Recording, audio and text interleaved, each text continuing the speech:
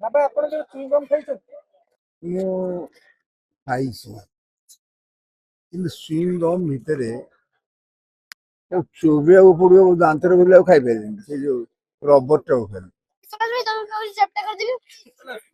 तर आज जो ଗୋଟେ ସୁନ୍ଦର ଫିଲ୍ମ ଅଛି ରିଲିଜ ହବ ଆଗକୁ, କଣ ରାକ୍ଷୀ ପୂର୍ଣ୍ଣିମାରେ କଣ କହିବେ ତାକୁ ନେଇ?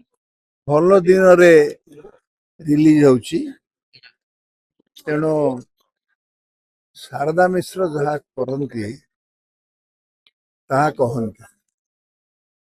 ବାବା ଆପଣ ଯୋଉ ଚୁଇଙ୍ଗମ୍ ଖାଇଛନ୍ତି? ମୁଁ ଖାଇଛି, କିନ୍ତୁ ସୁଇଙ୍ଗମ୍ ଭିତରେ ତାକୁ ଚୋବେଇବାକୁ ପଡିବ, ଦାନ୍ତରେ ବୋଲି ଆଉ ଖାଇପାରିବିନି। ସେ ଯୋଉ ରବରଟାକୁ ଖାଲି, ତେଣୁ ଏଥିରେ ସେସବୁ ନାହିଁ। ପୁଣି ମିଠା ଚୁଇଙ୍ଗମ୍, ତାକୁ ଯିଏ ଖାଇବ ସ୍ୱାଦ ପାଇବ, ମିଠା ସ୍ୱାଦ। ତେଣୁ ଏ ଫିଲ୍ମରେ ଗୋଟେ ନୂଆ କଥା ତାହା ନାହିଁ, ଯାହା ମୁଁ ପାର୍ଲାମେଣ୍ଟରେ କହୁଥିଲି। এইটা হচ্ছে তোমার মিছুয়া যন্ত্র, এইটা হচ্ছে মিছুয়া যন্ত্র।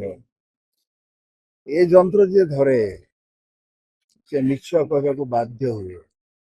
ଯେତେ ଥର ମିଛ କହିବ ସେତେ ଆୟୁଷ କମିବ। ଏବଂ এইটা ମୁଁ କହିଥିଲି, ଏଇଟା ଟେନସନ ଯନ୍ତ୍ର, ଯାହାକୁ ଯିଏ ଯେତେ ଧରିବ ସେ ସେତେ ଟେନସନ ପାଇବ।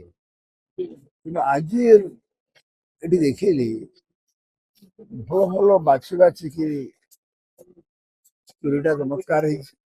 ତା ସହିତ ଭଲ ଭଲ ଆର୍ଟିଷ୍ଟ ମାନେ ନେଉଛନ୍ତି, ଯିଏ ଭଲ ଗୀତ ଗାଏ, ଅରୁଣ ମନ୍ତ୍ରୀ ନେଲେ ମତ ନାଁ କରିକି ଗୀତ ଗାଇବାରେ, ଗୀତ ଲେଖିବାରେ, ଗାଇବାରେ ଯେଉଁମାନଙ୍କର ଖ୍ୟାତି ଅଛି, ପାଢିକି ଦେଇଛନ୍ତି ଡାଇରେକ୍ଟର ଭାବରେ।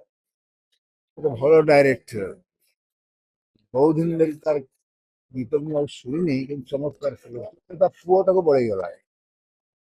ଯୋଉ ବାଛି ବାଛିକି ନେଇଛନ୍ତି ହିରୋ ମାନଙ୍କୁ, ହିରୋଇନ ମାନଙ୍କୁ, ସାଇଡ ହିରୋ ଠୁ ଆରମ୍ଭ କରି ସେଇଟା ହଉଛି ଫିଲ୍ମର ବଳ।